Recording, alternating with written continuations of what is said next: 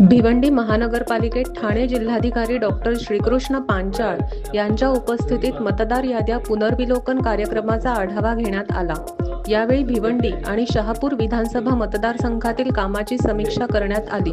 मतदारांपर्यंत अर्ज पोहोचवण्यासाठी आणि अर्ज भरण्यास मदत करण्यासाठी आशा व अंगणवाडी सेविकांसह इतर शासकीय कर्मचाऱ्यांची सहाय्यक BLO म्हणून नियुक्ती करण्यात येणार असल्याची माहिती जिल्हाधिकाऱ्यांनी दिली।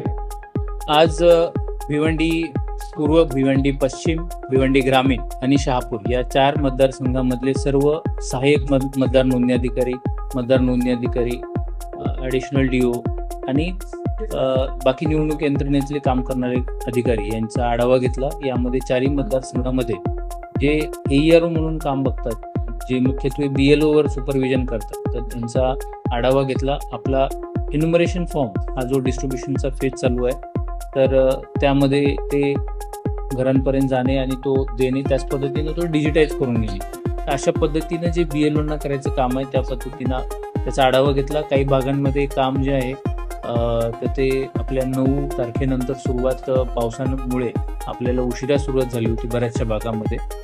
भिवंडी शहरामध्ये देखील पाणी काही भागांमध्ये साचलं होतं आणि त्यामुळे काम थोडंसं उशिराने सुरू झालं, तर त्या अनुषंगाने तो आढावा घेतला आणि एकंदरीत ज्या इलेक्शन कमिशनच्या ज्या सूचना आहेत, ज्या मार्गदर्शक सूचना आहेत, त्या पद्धतीनं तंतोतंत त्याचं पालन करून ते काम करण्याबाबतच्या आज इथे सूचना दिल्या। याकरिता आता आपण महापालिकेमध्ये जे कार्यरत आशा असतील, अंगणवाडी सेविका असतील किंवा इतर कर्मचारी वर्ग आहे आणि इतर देखील महापालिका सोडून जे आपल्याकडे इथे शासकीय कार्यालय असतील, त्यांचा स्टाफ हा असिस्टंट म्हणून आपण अपॉइंट केलेला आहे। विशेषतः शहरी भागांमध्ये 6 महापालिका ठाण्यातल्या ज्या आहेत, त्यामध्ये आपण या असिस्टंटना 4000 रुपये मानधन देणार आहोत, जे महापालिका त्याचा खर्च उचलत आहे 6 ठिकाणी।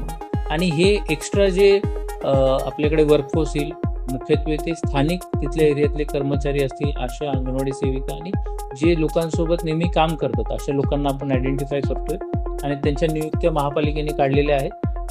त्या पद्धतीनं त्यांचा फॉर्म भरून घेणं असेल आणि हे डिजिटायझेशन करून घेणं असेल, तर ह्या पद्धतीनं ते आपण करतोय।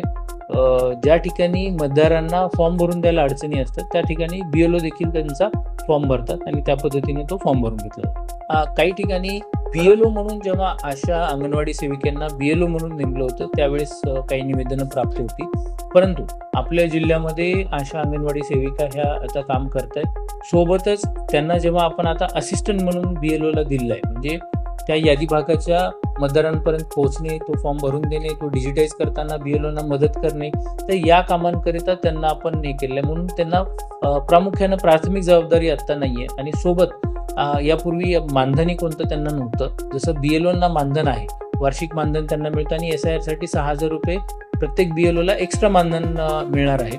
तर त्या पद्धतीनं असिस्टंट म्हणून कोणतंही मानधन नव्हतं, तो खर्च आता महापालिका उचलत आहे।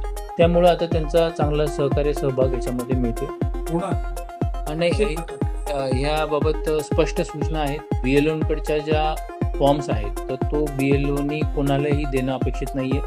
तसे जर दिले BLOनी, तर BLOंवरती कारवाई होईल, प्रशासकीय फौजदारी स्वरूपाची सुद्धा देखील त्याच्यामध्ये कारवाई होईल। त्यामुळे BLOनी हे फॉर्म कोणालाही देणं अपेक्षित नाहीये। त्याचसोबत एन्युमरेशन फॉर्म जे आहे, तर तो BLO आणि मतदार यांनीच भरणं अपेक्षित आहे। त्या पद्धतीच्या सक्त सूचना देण्यात आलेल्या आहेत आणि आपण त्या पद्धतीनं सुपरविजन देखील, मॉनिटरिंग देखील करतोय। सोबत आपण बूथ लेवल एजंट्स, म्हणजे राजकीय पक्षाचे जे बूथ लेवल एजंट असतात, तर विविध पक्षांचे त्यांचे अपॉइंट करण्यासाठी आपण आवाहन केलं होतं आणि इथे बऱ्याच चांगल्या प्रमाणामध्ये राजकीय पक्षांनी त्यांचे बूथ लेवल एजंट्स अपॉइंट केलेले आहेत, राजकीय पक्षांचे त्यांचे प्रतिनिधी। आणि असा प्रकार कुठे होत असेल, तर त्या पद्धतीने त्या तक्रारी लगेच आम्हाला सांगण्यासाठी, आम्ही फ्लॅग करण्यासाठी सांगितलेलं आहे।